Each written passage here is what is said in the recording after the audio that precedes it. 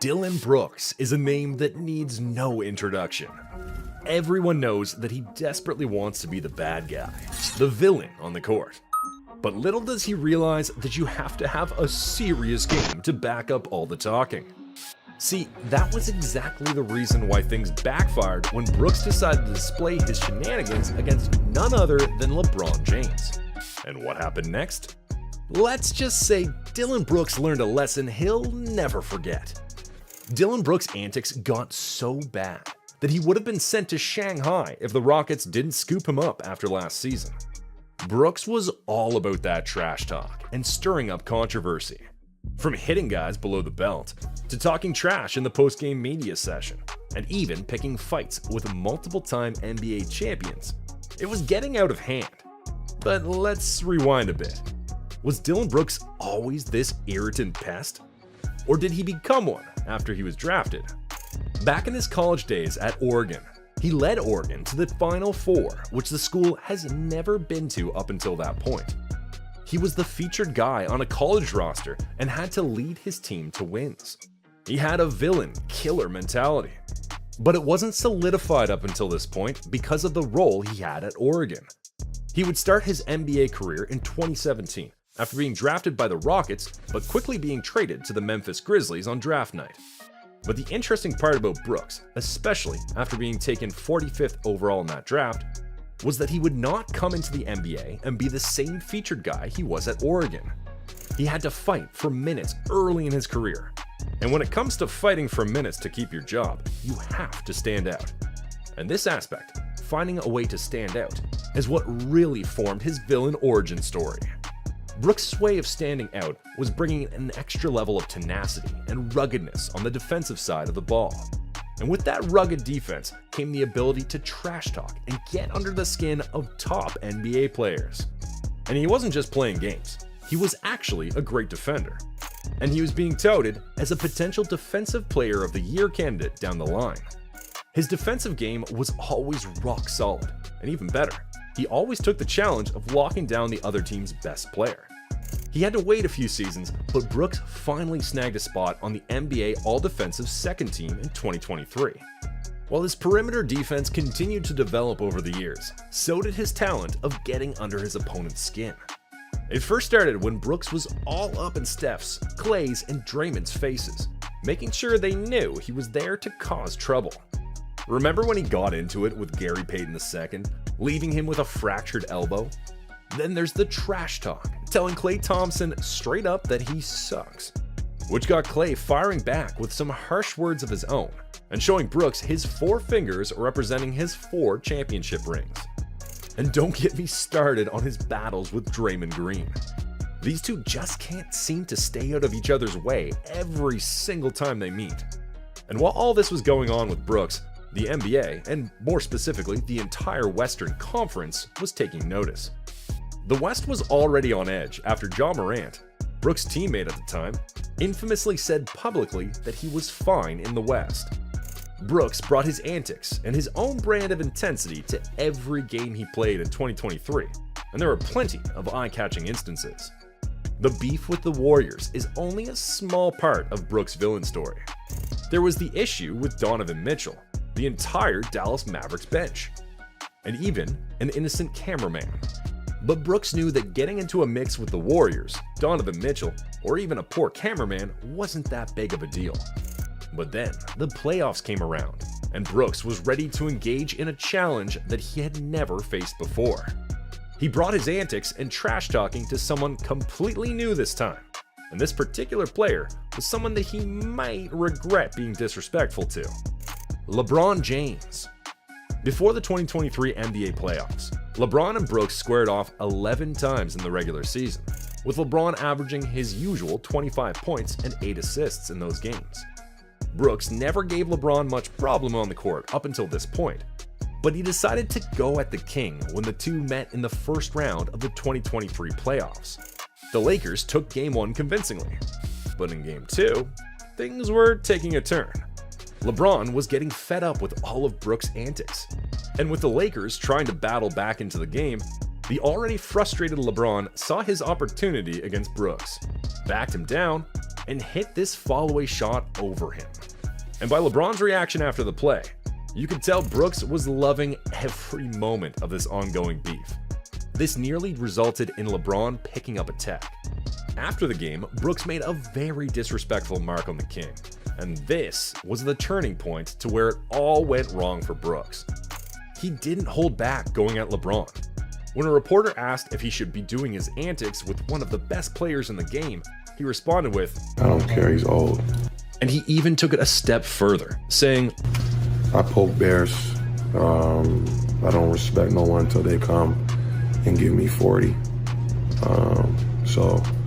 I pride myself on, what I do is defense and taking on any challenge that's on the board."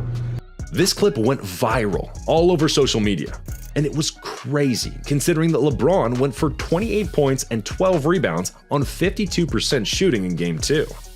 But Brooks didn't stop there. Before the start of Game 3, LeBron and Brooks came face to face after the media firestorm surrounding their beef blew up. But Brooks was just getting started. He took it to the next level by committing a flagrant foul on LeBron just 17 seconds into the second half of Game 3, getting him ejected from the game. Despite being on the receiving end of the flagrant, LeBron rallied the Lakers in the second half to a double-digit victory, pushing them to a 2-1 series lead. And how did the rest of the series play out for Brooks? It's safe to say it was a literal nightmare for Brooks. In Game 4, possibly the most embarrassing moment imaginable for Brooks happened, with his team in desperate need of a defensive stop in overtime to avoid going down 3-1. Brooks let the old 38-year-old LeBron power right by him, sealing the deal with an epic and one. Although the Grizzlies defeated the Lakers in Game 5 by a score of 116-99 and avoided elimination in 5 games, Game 6 was back in Los Angeles and the Lakers cruised to a massive 40-point blowout win to eliminate the Grizzlies. Brooks sure got his wish to defend LeBron, but it appears that he was way over his head with that disrespectful comment, and now it sounds like he's going to have to pay the price. He was also a complete no-show throughout those 6 games, especially offensively. 24 of 77 from the floor, 31.2% shooting, and the worst, I repeat, the worst points per possession of all players in the postseason who attempted at least 50 field goals. He went 8 of 33 from the three-point line during the Lakers series. Not only could he not stop LeBron by any means, he had a horrific performance on the offensive end. Brooks put himself under a ton of pressure to perform, and he couldn't back up his talk. Even though LeBron didn't exactly give Brooks 40, he didn't need to drop 40 to prove his point. Going back to Game 3, he led the Lakers to a historic 35-9 lead in the first quarter, scoring 25 points in the game. Meanwhile, Brooks struggled, shooting just 3 of 13 before getting ejected. In the end, Memphis lost the series in 6 games, leaving Brooks to see the consequences of his bold, or as some might say, reckless actions, proving that sometimes trying to be the bad guy can backfire in a big way. LeBron could have fired back with some trash talk of his own, but instead, he took the high road, focusing on the game rather than getting caught up in Brooks' antics. And when you're going up against someone like LeBron, who's arguably the greatest player to ever play basketball, it's just not the wisest move. Trash talk can be a double-edged sword, and in this case, Brooks found himself on the wrong end of it. And to add insult to injury, after the Grizzlies' second-seed regular season ended in a first-round exit to the 7th-seeded Lakers, Memphis decided not to bring him back for another season. When the team's general manager declined to comment on Brooks' future, it was pretty clear which way the wind was blowing. Now, Brooks isn't one to shy away from causing trouble. Whether it's calling out LeBron James or taking shots at other NBA stars like Donovan Mitchell and Draymond Green, Brooks isn't afraid to speak his mind and get under the skin of opponents. Despite his all-defensive second-team selection last season, his inconsistency and distractions ultimately played a part in the Grizzlies letting him go. And while Brooks may have ruffled some feathers along the way, even LeBron James himself acknowledged his talent. Call him arrogant, call him a bully, call him toxic. Brooks shrugs it off. He knows everyone's got an opinion, and he's not losing sleep over it. He might have found a home in Houston, but he learned one thing. If you're going to disrespect playoff Bron, you might regret it. Because in Brooks' case, that series was his last time ever in a Grizzlies uniform. Thanks for watching today's video. If you liked this one, feel free to like and subscribe, and we'll see you in the next one. LeBron James just did something we've never seen in NBA history. At nearly 40 years old, 4 consecutive triple-doubles, a feat he'd never achieved before, and it's shaking up the entire conversation about his legacy. Is this the final piece of evidence that solidifies him as the GOAT? Or does Michael Jordan still hold that throne? And wait until you hear what Shannon Sharpe said that had Stephen A. Smith completely losing it live on air. Stick around. This might just change the way you see LeBron forever.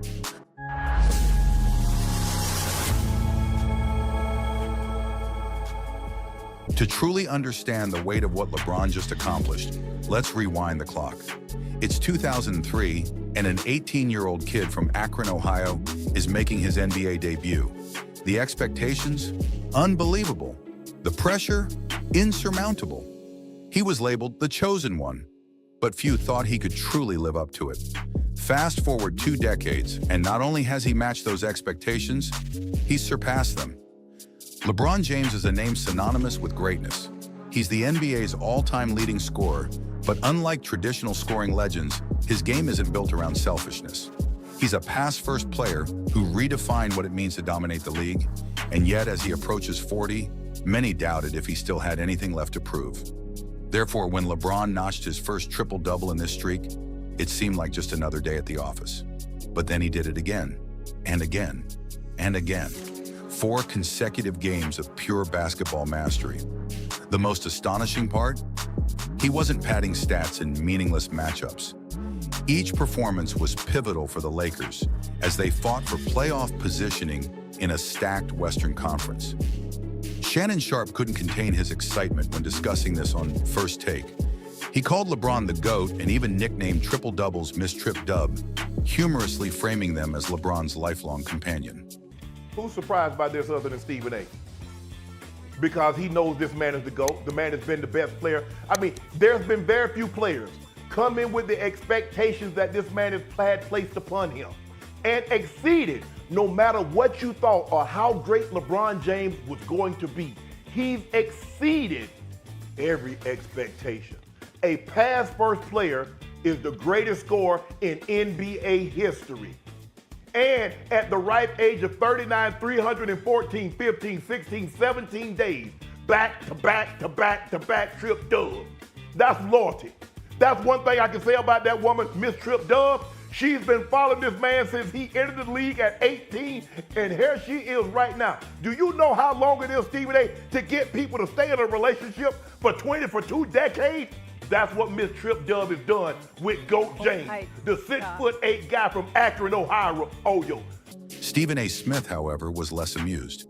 He argued that while LeBron's streak was impressive, it didn't elevate him above Michael Jordan.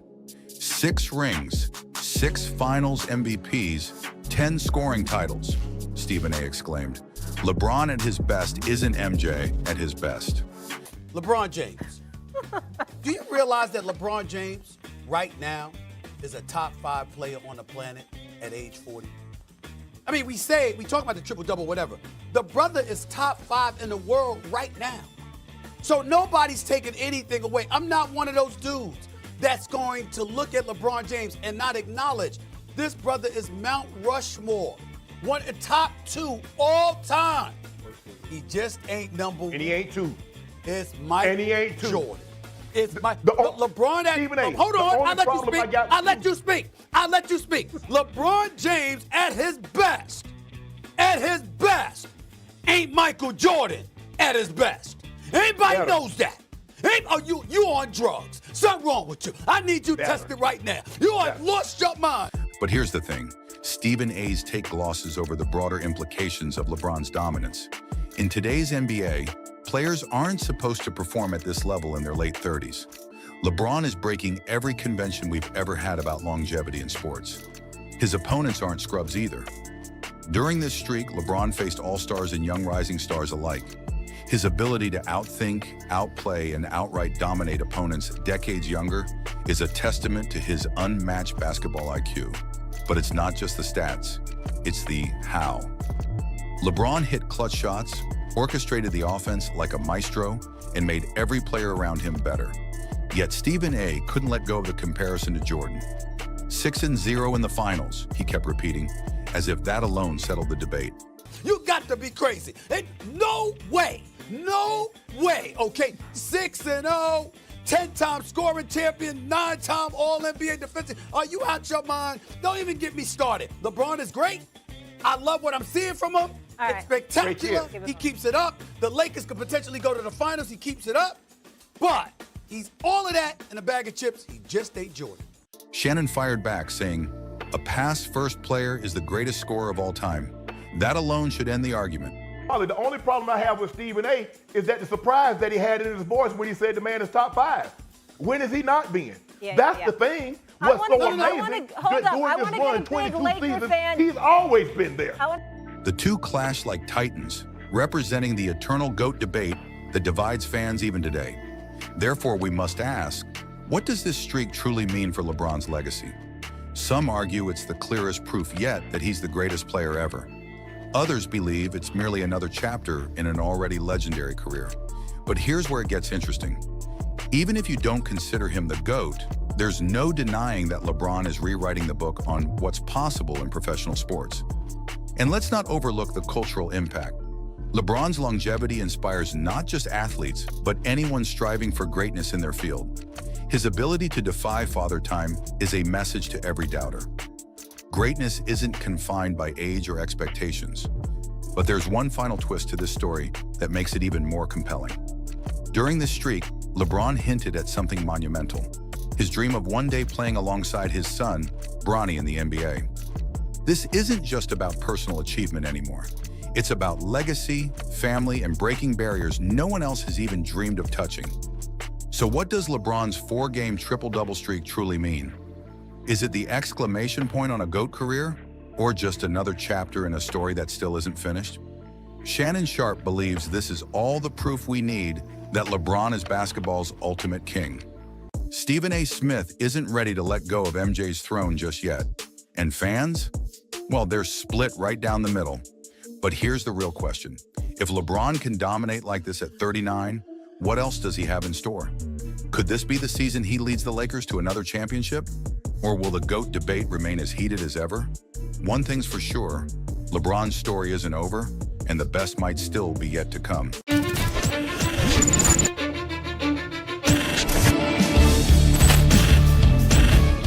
The NBA GOAT debate. The most subjective, debatable, confusing, and especially the most frustrating conversation in maybe not just sports, but the entire world. Look, you can tell yourself all you want about how you won't any longer take part in any GOAT debate, or that there's no such thing as a quote-unquote GOAT, or even the fact that the conversation won't ever end. So there's no point in even starting one. But then a friend or someone you know chimes in on the GOAT debate and says something that you don't exactly agree with. And voila, you've just got yourself into another debate. But here's a serious thought. Why should we want to hear each other's opinions instead of the opinions of the guys who actually got to see greatness up close and personal? I get it. Players might be biased towards the era they played in, or might make a certain pick because they feel some type of way towards another player. I say Thomas. So here's what I did. I scoured the internet to find as many opinions as I could from current and former players to find out who they think the NBA's GOAT is. And I've got to say, of the opinions I came across, a lot of them might just surprise you. And if we compare the results from a player poll that was done by The Athletic in 2019, there was a clear-cut answer to the GOAT debate. An overwhelming 73% of active NBA players said Michael Jordan was the GOAT when this poll was conducted over 3 years ago. In second place came LeBron James with 11% of the votes. But because this particular poll didn't factor in former players and NBA legends from different eras, and especially because LeBron James won an NBA title just a year later and is now the NBA's all-time leading scorer, it's worth uncovering how these opinions have changed over the last couple of years. So, here we go. I'm going to say one thing to you, Max. I don't know the numbers like you do. Michael Jordan is what in the finals? 6 and what? Oh. And what is LeBron in the finals? That's all I got to say. That was Shaq's stance on the GOAT debate. Well, actually the MJ-LeBron debate 5 years ago, after LeBron and the Los Angeles Lakers failed to make the playoffs in LeBron's first season in LA. Fast forward 5 years later, and in the present time, it's what makes this debate all the more head-scratching. Players shift and switch their stances all too often. I think he wants to pass up Kareem. Because if he passes up Kareem in point, we all got to shut the hell up. He going to have 4 rings. We already passed up Kobe, we already passed up Mike, now he passed up Kareem.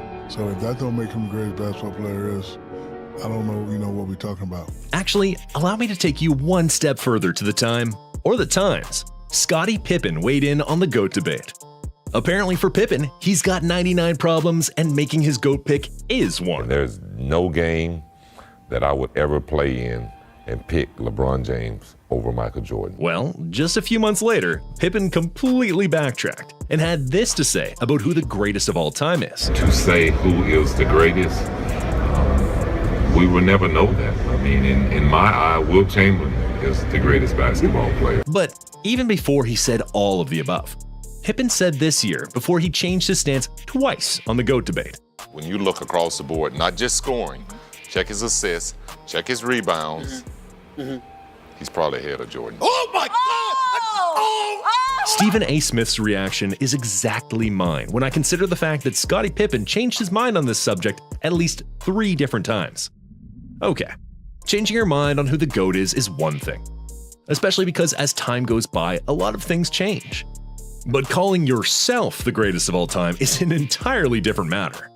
And this entirely different matter called for some chaos among fans and pundits. And then after I stopped, I was like, that one right there made you the greatest player of all time. No, everybody was just talking how they were the greatest team of all time. Like, they was the greatest team ever assembled. And for us to come back, the way we came back in that fashion, I was like, you did something special. Well, that's a first. Before those words came out of LeBron's mouth, I don't recall a time in sports history a player, especially of LeBron's caliber, came out and said that he was the best to ever play the sport. It just doesn't happen. But according to LeBron, he himself is the best to ever play in the NBA. An opinion that just didn't sit too well with a whole lot of people, because a lot of people said what I just told you. Hearing LeBron call himself the GOAT is just weird. Not because he's being egregious or saying something completely out of line, but because we've never heard a historically great player say such a thing about themselves. But I guess LeBron said it because he was around his friends. I mean, what better time to say something like that than when you're sitting in a circle of all your childhood friends who you've spent seemingly a lifetime with? And speaking of friends, why not hear the opinion of the man who probably has been LeBron's biggest friend in the NBA, and someone he's played several seasons with? Once LeBron James is done playing this game of basketball, I'm definitely gonna tell my kids, that I played with one of the greatest to play the game of basketball. He will be the GOAT for a lot of generations. I started playing the game because of Michael Jordan. He will be my GOAT until the day I pass away. It doesn't take anything away from LeBron. This is just like LeBron. We started playing, we envisioned playing like Michael Jordan. So for me, from Chicago, where I grew up, I made it out the hood because I seen a dude, number 23, play the game of basketball at a level that I was like, I just want to do some of that. That's a rather peaceful way of addressing both LeBron and MJ in the GOAT debate, right? What's not so peaceful, well... Bro, I'm just going to say this. Any media person that I see in person for the rest of my life who try to tell me LeBron James is good as Michael Jordan, I'm just going to slap the hell out of him right on the spot. Right on the damn spot. No question asked. The next person who walks up to me and say, LeBron James, who is amazing, as good as Michael Jordan or competes like Michael Jordan, I'm just going to slap the hell out of you right on the spot. And I'm going to take my chances with the judicial system. Oh, well, that was harsh. Interestingly, Charles Barkley was primarily pointing to LeBron's competitiveness and mentality to argue against his status as the greatest of all time. Because if you ask Jason Kidd, the man who saw LeBron play the worst series of his life and suffer the single lowest moment of his career, this is what he had to say despite all of the above. LeBron becomes the all-time leading scorer next year. Does that make him the greatest player of all time, or is that still Michael Jordan? That's a good question, and that's the barbershop question. I think LeBron will go down as the greatest to do it. When you look at what his numbers, what he's done on and off the floor, no one's done that. And so he'll go. I mean, you got to put the whole package together. He's the greatest of all time. Okay, let me transition a bit. Back in 1998, and exactly 6 years after the entire controversy in which Michael Jordan allegedly kept Isaiah Thomas from participating on the Dream Team, Isaiah Thomas, now as an announcer, had this to say about MJ and where he stands on the all-time ladder. It's not the flashy things, it's the little simple things that he does. It's his fundamental base combined with his skill base that makes him the greatest player to ever play. And you say that without hesitation? Without hesitation. You weren't always convinced. There was a point maybe midway through his career where you wouldn't have given him that honor, but eventually he won you over, right? Well, when you're playing against him, you know you're not going to say that because you got to come out and compete against him. But now sitting over here in the mic and being out of the game for 3 or 4 years and watching what he's done over the last couple of years, without question, this guy's the greatest that I've ever seen play. If you've been paying attention at all, you know that is an incredible mouthful coming from Isaiah Thomas. And it's especially interesting considering Isaiah's recent track record of where he's been on the GOAT debate. And just keep one thing in mind. That was 1998, long after Kareem Abdul-Jabbar retired from the NBA. Now hear this. All right, Isaiah, I have to ask you this question. It is a topic we have debated many times on this show. Who is the better all-time player, LeBron or Michael? Well, I'm going to say neither. In my opinion, neither one of them are. And I've been on record saying this. To me, the greatest player to ever play the game that I've seen is Kareem Abdul-Jabbar. That was an entire 19 years after Isaiah had already announced MJ as the undisputed greatest player of all time, while MJ was still playing. Fast forward 7 years later, and like I've been saying, these opinions change far too often. Do you have LeBron over Kareem Abdul-Jabbar? Not until he passes him in the scoring title, but as an all-around player, yes. That's now 2 former NBA players that have said that LeBron's status as GOAT is pending on his quest to becoming the NBA's all-time leading scorer. Well, I guess they now have LeBron as the GOAT. See, we can't be mad at this fact. LeBron is 20 years in and is on pace to average at least 25 or more points per game for an incredible 19th season in a row. And speaking of points, he stands on the mountaintop as the NBA's all-time leading scorer. But even with all that being said, there is one man, one transformational, mythical, and immortal man that played in the NBA and did something every night that had people's jaws hanging. The man retired more than 2 decades ago and is still the most recognizable sports figure of all time. He's the reason why 85% of the population ever picked up a basketball. The players have spoken, data has been collected, and all the numbers have been crunched. And no doubt should be left in anyone's mind. He's Michael Jeffrey Jordan, the greatest player of all time.